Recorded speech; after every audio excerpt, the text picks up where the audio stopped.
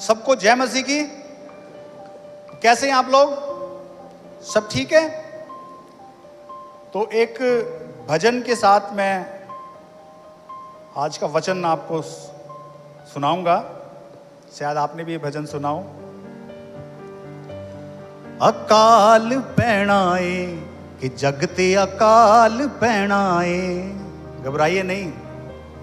रोटी दा ना पानी दा, रोटी ना दा पानी दा, पर किसका अकाल पड़ेगा? हाँ, वाणी दा। पर एक दिन क्या होगा? इस वाणी का जो है, इस वचन का जो है अकाल पड़ेगा। इसलिए मित्रों, आज मैं कहता हूं हमारा सौभाग्य है, हम बहुत ज्यादा ब्लेस्ड हैं कि बाइबल आपके पास है। हम बहुत ज्यादा ब्लेस्ड हैं कि परमेश्वर की जीवित वाणी आपके पास है। हम बहुत ज्यादा ब्लेस्ड हैं कि जो वचन आपके पास है वो सच्चा है। जो वचन आपके पास है वो प्रमाणित है।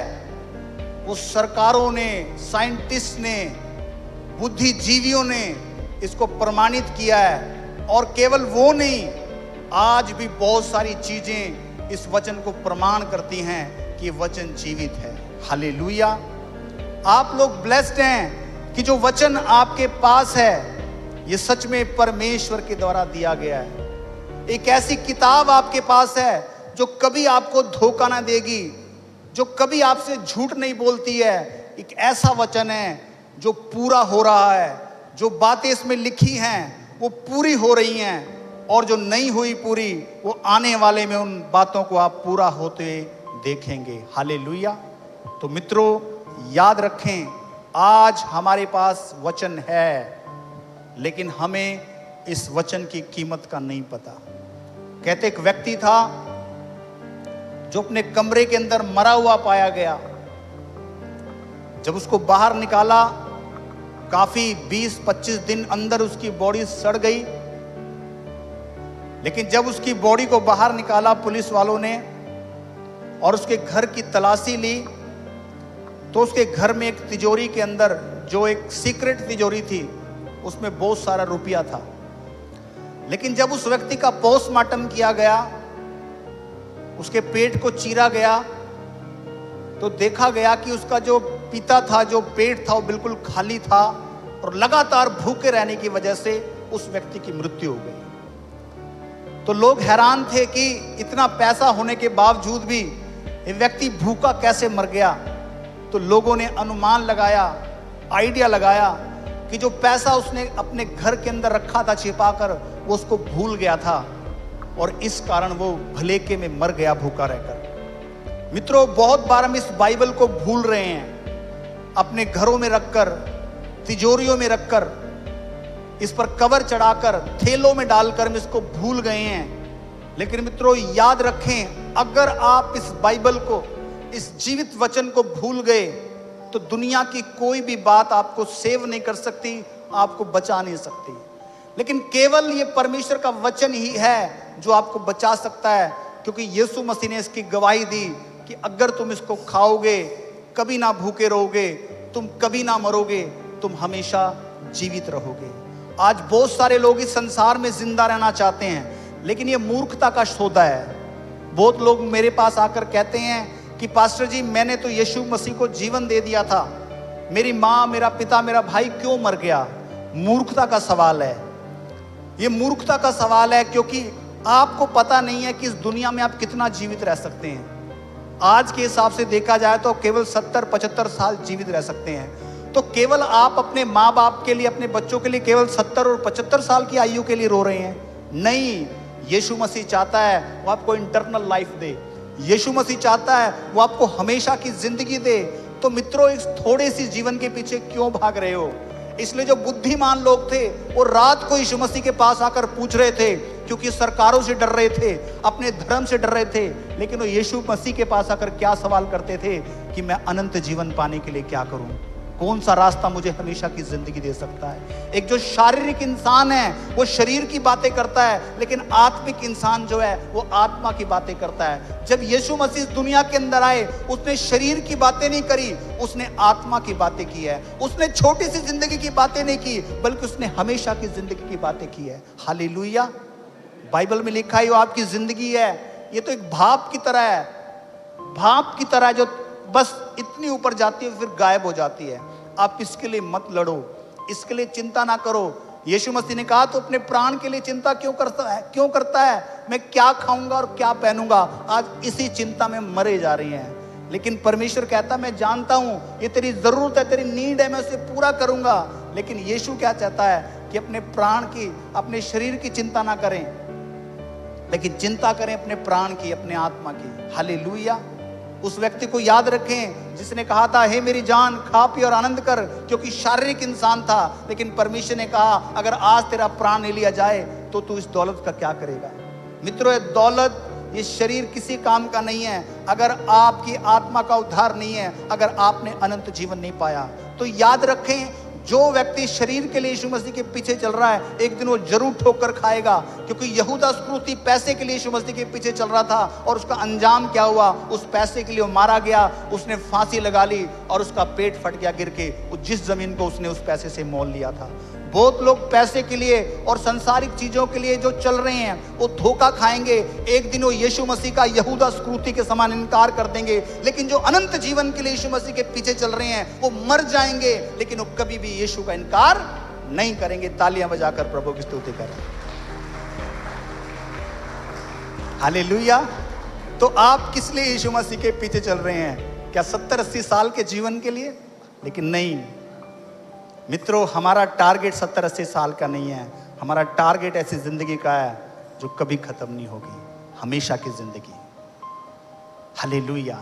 और वो यीशु मसीह देने का वादा करता है। यीशु कहता है जो मुझ पर विश्वास करता है, अगर वो मर भी जाए वो हमेशा जीवित रहेगा। इसलिए अपनी माँ बाप की चिंता ये इस बात के लिए मत करो कि वो जल्दी मर गए, 70 साल 80 साल की या मर जाएंगे।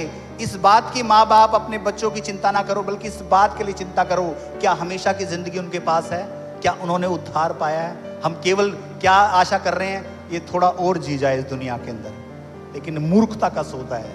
अगर चिंता करनी इस बात की करो, अगर वो बिना उद्धार के चले गए, हमेशा के लिए उनको मरना पड़ेगा उस आग के अंदर जहां रोना और दांतों का पीसना होगा, इस बात की चिंता करो हमारी माँ, हमारा बाप, हमारे बच्चे उस आग के अंदर ना चले जाए। मुझे बहुत अच्छा लगता है, रवि भाई हैं हमारे अंबाला के अंदर, प्रभु की सेवा कर रहे हैं। जतिन यहाँ पर बैठा है और ज्योति है। ये जानते हैं कि जब रवि भाई ने विश्वास किया तो रवि ने आकर अपनी बहन के पैर पकड़ लिए कि बहन एक बार चर्च में चल। इसलिए नहीं कि तू धनी हो जाए, इसलिए नहीं कि तेरी शरीर, तेरी आयु बढ़ जाए। उसने कहा तू चल, क्योंकि अगर तू प्रभु के पीछे चलेगी तू जिंदगी पाएगी, तू उस आग से बच जाएगी, इसको अनंत जीवन मिल जाएगा, हमेशा की जिंदगी। वो पैर पकड़ लेते उसने, क्योंकि वो जानता था ये जिंदगी थोड़े समय की है। अगर ये बिना उद्धार के चलेगी इस दुनिया से तो कभी भी मैं इसके लिए कुछ नहीं कर पाऊंगा। उस लाजर की तरह और उस अमीर व्यक्ति की तरह जो आग में था, जल रहा था, उसने कहा लाजर को भेज दे, लेकिन इब्राहिम ने कहा अब चाहकर भी लाजर तेरी मदद नहीं कर सकता।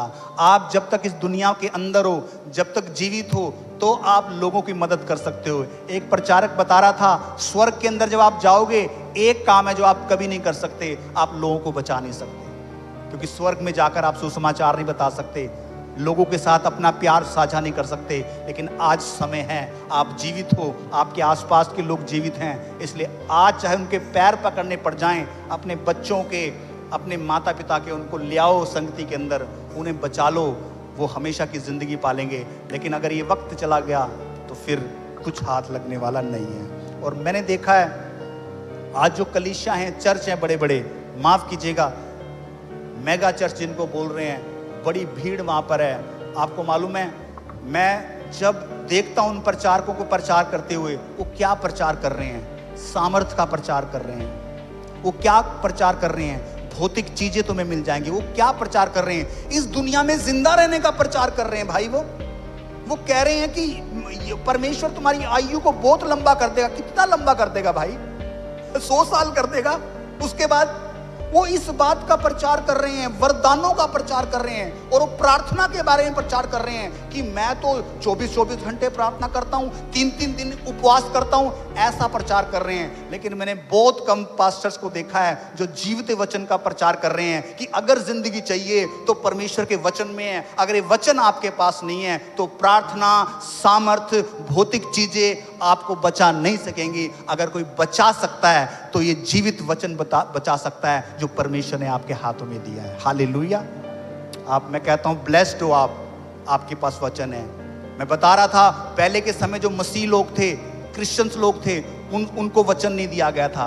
पोप उनसे छिपा कर रखता था और एक बार आता था और पर्ची बांटता था वचन की लिखकर। उनके पास ये बाइबल नहीं थी। लेकिन बहुत सारे समाज सुधारक आए जो इस वचन को बाहर लेकर आए, जिनको जला भी दिया गया, मार भी दिया गया, वो इस वचन को बाहर लेकर आए। लेकिन पोप क्या कर रहा था? छिपाता था। क्यों? क्योंकि उसको पता था अगर वचन लोगों के पास चला गया मेरी प्रसिद्धि चली जाएगी, लोग मुझे तुच्छ जानने लगेंगे, खुद बाइबल पढ़ने लगेंगे, खुद परमेश्वर के पीछे चलने लगेंगे, मेरा रोल खत्म हो जाएगा। और आज के पास्टर भी तो यही कर रहे हैं। उनको पता है अगर ये सच्चाइयां बाइबल की मैंने लोगों को बता दी, अगर हकीकत बता दी, अगर लोगों के हाथ में सही वचन चला गया, फिर इनको हमारी जरूरत पड़ने वाली नहीं है, फिर हमारा बिजनेस ठप है, फिर कौन हमसे आकर हाथ रखवाएगा अपने सिर पर। सच बता रहा हूं मैं आपको। तो इसलिए क्या बताया जाता? सामर्थ।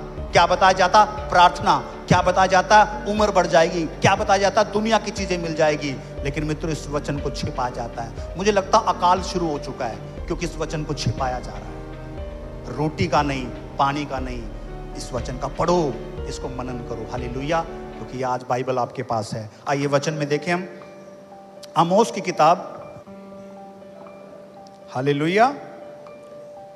परमेश्वर यहोवा की ये वाणी है, देखो ऐसे दिन आते हैं जब मैं इस देश में महंगी करूंगा, उसमें ना तो अन्न की भूख और ना पानी की प्यास होगी, परंतु यहोवा के वचन के सुनने की भूख प्यास होगी।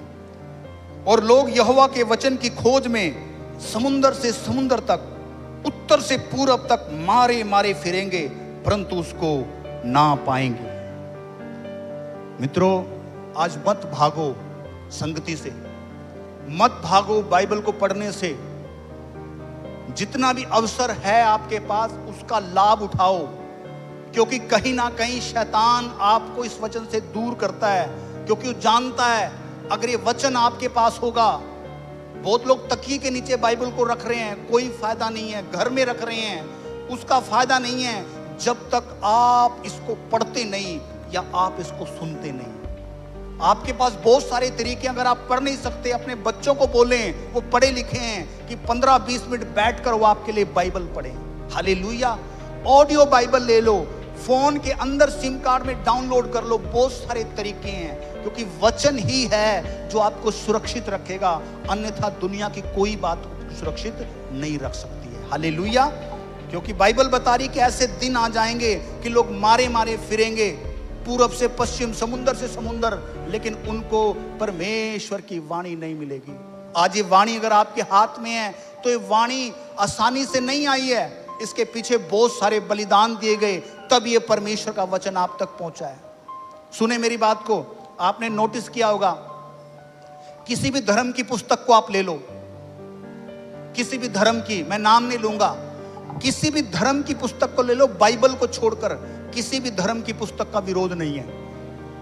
लेकिन जब वचन की बात आती है, बाइबल की बात आती है, लोग अगर ये घर में पहुंच जाए ना गलती से, तो इसको बाहर फेंक देते हैं।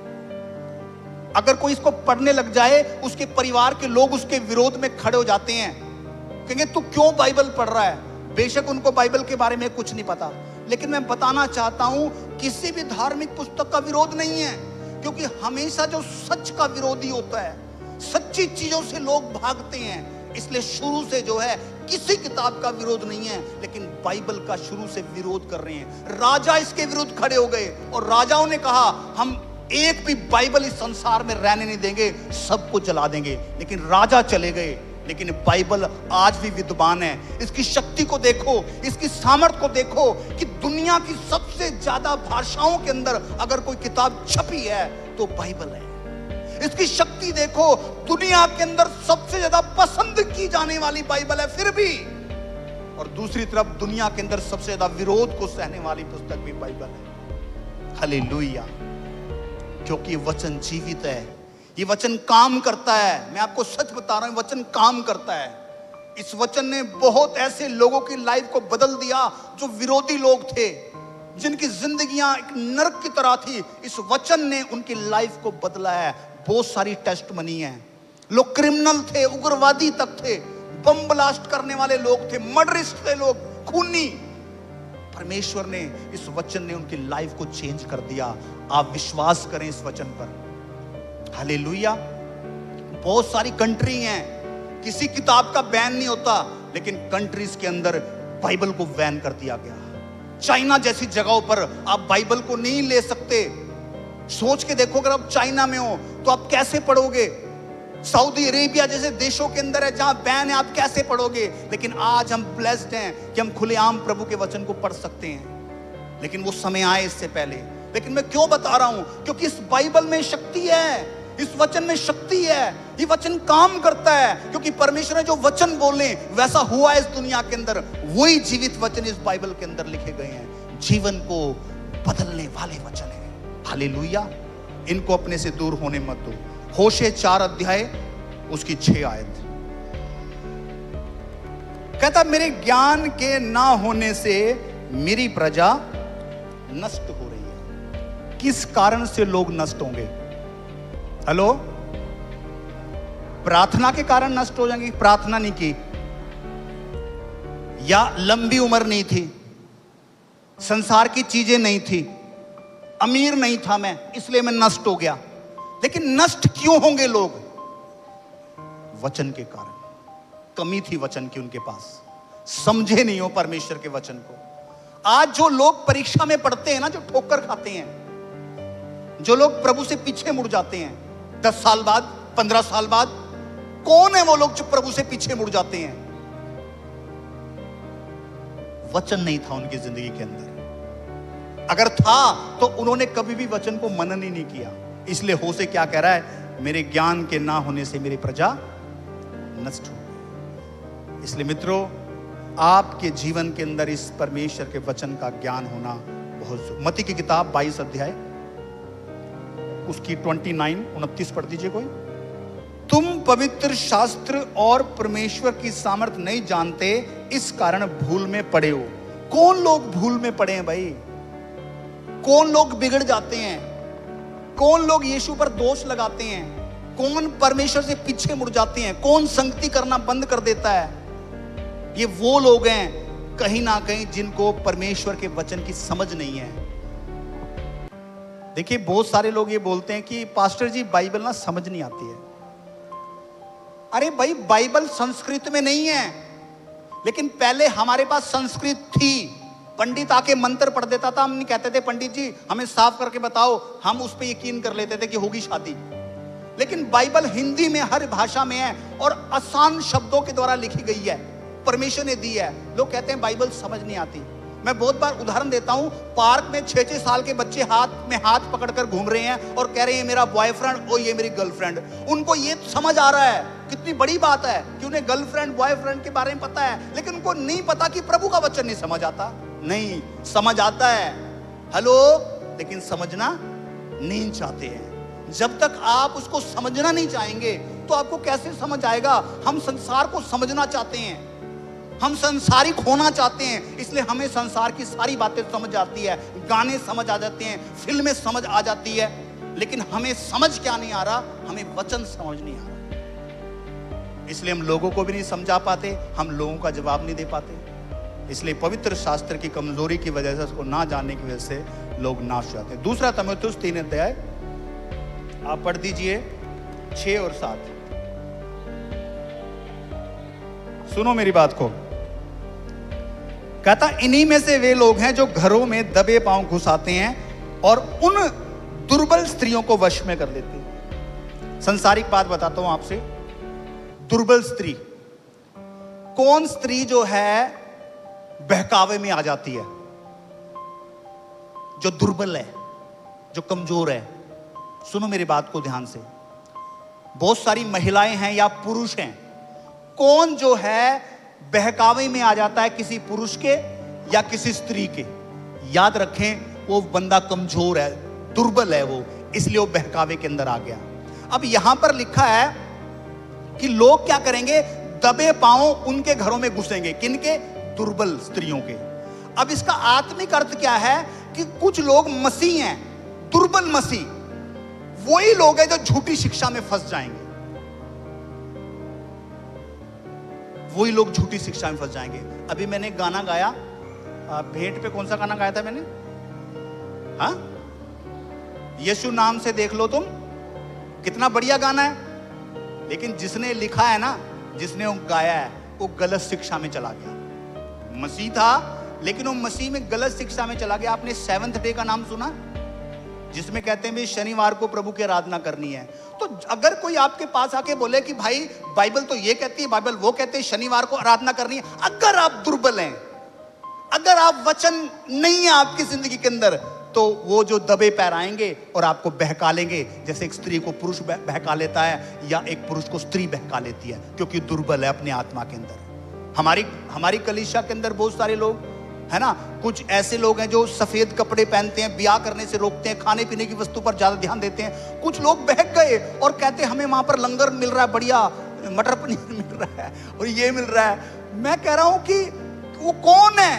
दुर्बल है भाई, वचन नहीं था उनकी जिंदगी के अंदर, इसलिए वो बहकाए गए जैसे एक स्त्री बहकाई जाती है। मैं आपको सावधान करना चाहता हूं मित्रों, बाइबल पढ़ो, कलीसिया में हर रविवार आकर खुदा का वचन सुन लो, आपको कोई बहका नहीं पाएगा, आपको कोई गुमराह नहीं कर पाएगा, आपसे कोई अनंत जीवन छीन नहीं पाएगा अगर आपके पास परमेश्वर का वचन है। वही बहक जाते हैं जो कमजोर हैं, और कमजोरी कब हमारे अंदर आती है? जब अच्छे से हम संगति नहीं कर रहे हैं, प्रभु के वचन को नहीं सुन रहे हैं। हाँ जी, आगे पढ़ दीजिए, दूसरा तीमुथियुस 4 अध्याय 3 और 4। सुनो मेरी बात को। कहता ऐसा समय आएगा कि लोग खरा उपदेश नहीं सुन सकेंगे। खरा उपदेश का मतलब क्या है? जो बाइबल से प्रचार किया जाता है, झूठा उपदेश नहीं। तो आज लोग कहां भाग रहे हैं? जहां झूठा उपदेश है। मैंने बता दिया आपको झूठा उपदेश क्या है। झूठा उपदेश यह है कि कोई कहेगा आप बीमार नहीं पड़ोगे, झूठा उपदेश यह है कि आपको पैसा मिल जाएगा, झूठा उपदेश यह है कि आपकी आयु बढ़ जाएगी। ये झूठे उपदेशक हैं, इनसे परमेश्वर कहता सावधान रहना है आपको। हालेलुया। तो कहता है कि लोग क्या करेंगे?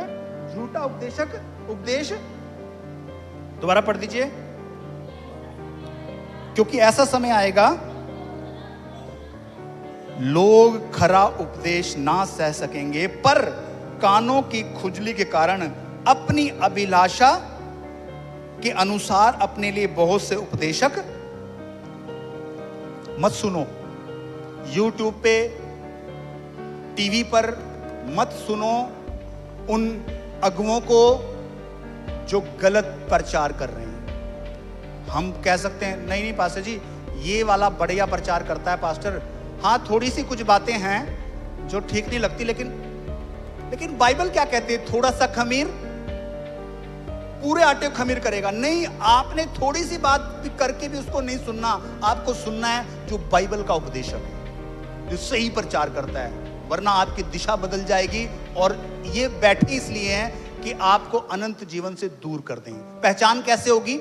मैंने बता दिया, वो पैसे का प्रचार करेंगे, अमीर होने का प्रचार करेंगे, वो धनी होने का प्रचार करेंगे, संसार की चीजें आने का प्रचार करेंगे, आयु लंबी होने का प्रचार करेंगे। वो प्रचार नहीं करेंगे बाइबल का, वो अनंत जीवन की बातों से परे रखेंगे आपको। हो सकता है वो 9 बार संसारिक चीजों का प्रचार करें, 1 बार अनंत जीवन का प्रचार करें। नहीं, झूठे प्रचारक हैं, आपको उनसे बच के रहना है। समझ रहे मेरी बात को? हालेलुया। यूहन्ना की किताब 6 अध्याय, बस उसकी 63 पढ़ दीजिए। यूहन्ना 6 अध्याय क्या है? आत्मा तो जीवनदायक है, शरीर से कुछ। अरे भाई क्या हो गया आप लोगों को? क्यों फिर शरीर के चक्करों में भाग रहे हो? जो बड़े बड़े चर्चे हैं वो तो शरीर के लिए भाग रहे हैं ना लोग। आपको मालूम नहीं है अभी क्या नाम था, एक प्रचारक को गोली मारी थी ना अभी अमेरिका में, हाँ क्रिक, हाँ सॉरी, उसको गोली मार दी। वो शरीर का प्रचार नहीं कर रहा था। अगर वो शरीर का प्रचार कर रहा होता ना तो लोग उसके फेवर में खड़े होते, लेकिन वो प्रचार क्या कर रहा था? आत्मा का। वो लोगों को अमीर करने का प्रचार नहीं कर रहा था, वो शरीर की आयु लंबी होने का प्रचार नहीं करता, वो कर रहा था आत्मा का। उसको गोली मारी है 37 साल की आयु में। और उसकी पत्नी को जब स्टेज के ऊपर बुलाया गया, उसने कहा मुझे बहुत तकलीफ है, मुझे दुख है, 37 साल की आयु में मेरा पति मर गया बच्चों को छोड़कर, लेकिन मुझे गर्व है इस बात का कि वो प्रभु के कारण मरा, सुसमाचार कारण मरा। और कहती मेरे लिए अब क्या है, मैं उन विरोधियों के लिए क्या बोलूं? कहती मुझे बाइबल ने ये सिखाया है, मुझे यीशु ने ये कहा है कि अपने विरोधियों को क्या कर दो? क्षमा कर दो। मैं नहीं करना चाहती, मैं इंसान हूं, लेकिन मुझे यीशु ने कहा है, मुझे बाइबल ने कहा है कि अपने विरोधियों को क्षमा कर दो, इसलिए मैं कर रही हूं। यह है बाइबल। हालेलुया। वचन आत्मा है और आत्मा जीवनदायक है, शरीर से कुछ लाभ नहीं है। और यीशु कह रहा है जो बातें मैंने तुमसे कही हैं वो क्या है? आत्मा नहीं है खाली, और क्या है? जीवन भी है। यीशु ने कौन सी बातें कही हैं? ये रही, ये जिंदगी है भाई, इसको गले लगाओ, इसको सुनो, इसके अनुसार जियो। कोई भी बात आपको ठोकर नहीं खिलाएगी, कोई आपको बहका नहीं पाएगा। और मैं कहता हूं दुनिया के सबसे ब्लेस्ड व्यक्ति आप होंगे। आइए खड़े हो जाएं, प्रार्थना करें।